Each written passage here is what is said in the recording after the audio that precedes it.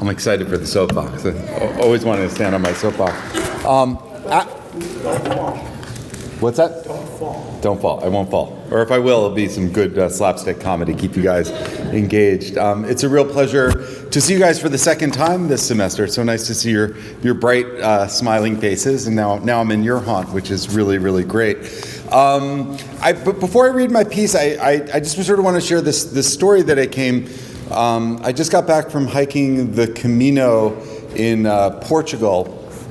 And it's an amazing experience where really people from all over the world walk for a variety of different reasons. And the reason I want to share this story relates to what Bill was talking about momentarily, moments ago. I met a man who had lost his son, and he was walking with his eldest son, and he brought with him on the trail a rock from his garden.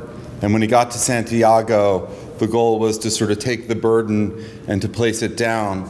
But one of the things that he was talking about on his way to help make sense of, a tragedy that for me, I mean, I could hardly even fathom, was that he was going to go home from the trail, and he was going to go back to his ancestral property, and he wanted to create a perennial garden there. So this idea of life and death and like what endures, I think those questions are really, really important. And obviously you all are focusing on them in a really specific way within the class. But this idea of like, what are our roots and how do we find what endures? I feel like that those are questions that are timeless, that are beyond the semester, that they're lifelong things here. So I'm just, in that spirit, just really, really glad to be here and to sort of offer, sort of my best attempt at putting a little bit of a perennial root in the ground. And this is the piece I wrote a little while ago. And,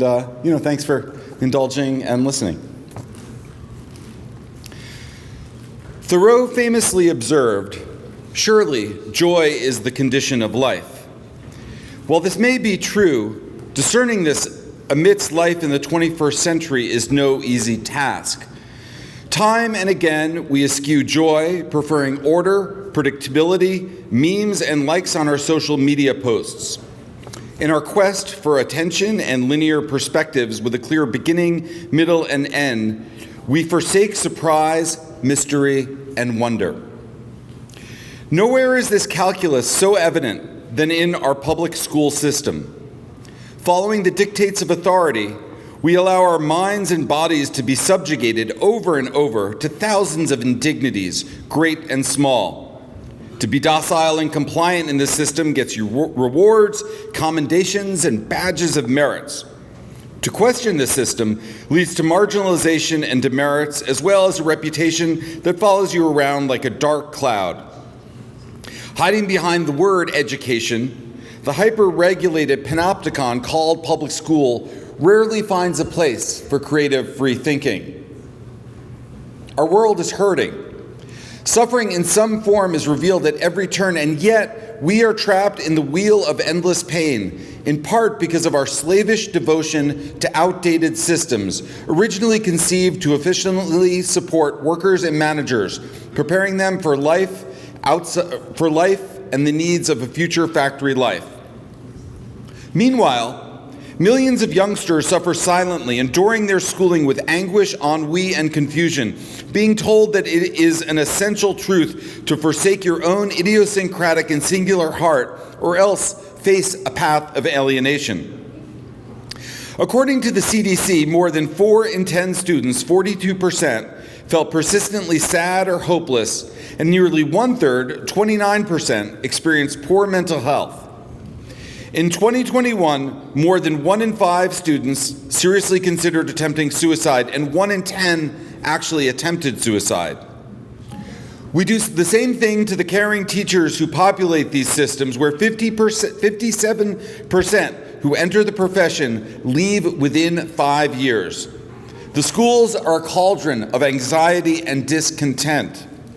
And so, we birth generations of anxious conformists, unable to think their way out of the challenges that manifest on both the micro and macro levels.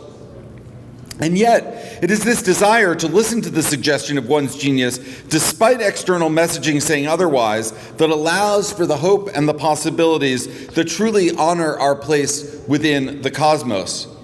And where better to start than with the younger generation? These times call for the authentic, vibrant, and real. I want this truth proclaimed to everyone. I want to shake the tree, wake up the somnambulant. I want to remind them of the truth in the tint of light on an October afternoon, or the prisms on a drop of dew, or the spider web at dawn in a meadow on a summer day, reminding us of the vast webs of connection which bind us to the creation. I want people to remember that their place in our culture involves more than their social security number. I want to tell this to everyone who strives to be the most authentic version of themselves. Victory, defeat, success, failure, our lives are bigger than these false binaries. I've been in the trenches of public education for the last 30 years, 24 of them as an educator in the peripatetic Thoreauvian tradition. I have eschewed comfort and predictability in the name of adventure and challenge. I've walked side by side with hundreds and hundreds of adolescents groping for meaning and a place in an apathetic world. I've been a gadfly who encourages my students to think for themselves, to realize that knowledge is not bound in a book or a lesson plan with handouts and defined learning outcomes. Rather, it lives when curious minds awaken to the complexities and dimensions of being alive in this particular chapter of humanity and our current journey to find balance and harmony with the larger ecological whole. Knowledge is everywhere if we are willing to look. As the aphorism says, you can't hide from the truth, because the truth is all there is.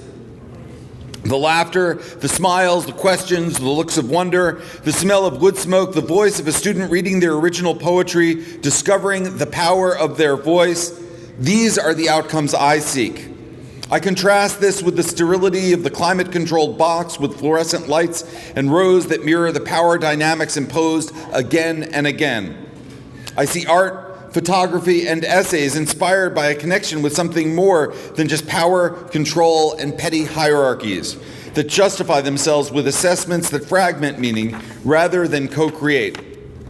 These responses are rejoinders in the system of control, the hierophants of predictability who gladly sacrifice life force for a checked-off box.